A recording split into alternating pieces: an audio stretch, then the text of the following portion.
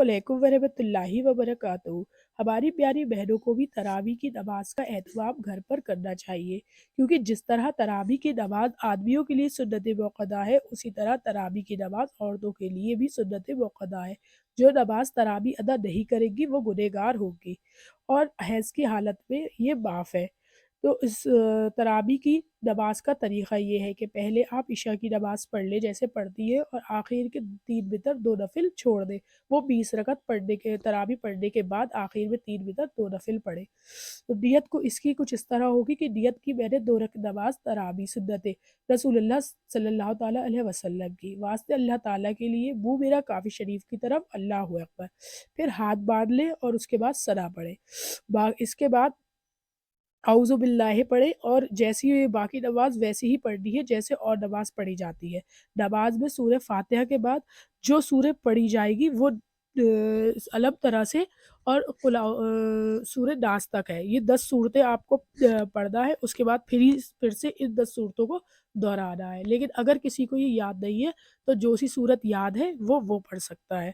2 کر کے نیت باندھے، اور جب آپ کی تراویح ختم وہ 2 کے بعد، جب 2 کی نیت کے بعد آپ کو تراویح کی تسبیح پڑھنا ہے۔ اس طرح 20 رکعت تراویح میں کی نماز میں آپ 5 مرتبہ تراویح کی تسبیح پڑھی جائے گی، جسے ہم تراویح کی دعا بھی کہتے ہیں۔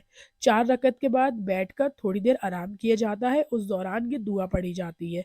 لیکن اگر آپ کوشش یہی کریں کہ آپ 10 صورتیں اس میں سنتوں میں تراویحوں میں پڑھیں، اور اگر کسی کو 20 اگر یاد ہے صورتیں تو وہ 20 بھی پڑھ سکتا ہے۔ لیکن اگر کسی کو یاد نہیں ہے تو صرف سورہ اخلاص یعنی قل هو اللہ احد سے بھی تراویح ہو جائے گی، لیکن بہتر یہ ہے، زیادہ اچھا ہے کہ آپ 10 صورتیں یاد کر لیں اور یاد کرنے کی کوشش کریں۔ اگر یاد نہیں ہے تو سورہ اخلاص پڑھ سکتی ہے جیسے پڑھتی ہے، نہیں تو جو سی بھی صورت یاد ہے آپ وہ پڑھ لیں، لیکن کوشش کریں کہ کم سے کم 10 صورتیں یاد کر لیں، اور آخر کی 10 صورتیں زیادہ بہتر ہے، یہی پڑھی جاتی ہے گھر میں الگ طرح سے۔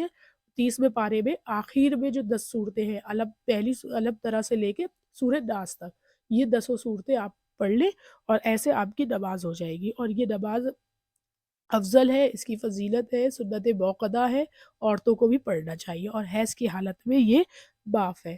ان دنوں آپ نہ پڑھیں تو اس کا آپ کو کوئی وہ نہیں ہے کہ آپ کو پوری 30 ہی پڑھنا ہے، عورتوں کے لیے اس میں چھوٹ دی گئی ہے۔